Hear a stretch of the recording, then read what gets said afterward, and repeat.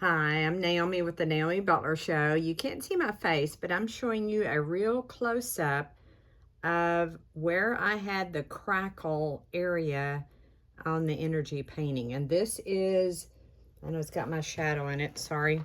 This is from the bottom layer. It's called Crackle or crazing. And it means the top layer of the painting dries faster than the bottom layer. So the bottom layer is wet when you put the gesso on top, and because the bottom layer is still trying to dry, what the top layer does, it forms a skin and hardens while stretching, but the underlay is still wet and trying to dry. So the top layer literally cracks through that stress. And you can see how it created the crackle look with gesso.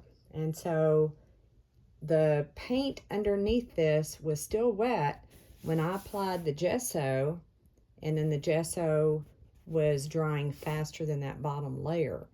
And I don't even know what I had underneath it, but I just wanted to show you a real close-up of the crackle look that you can get without having to buy the crackle paste.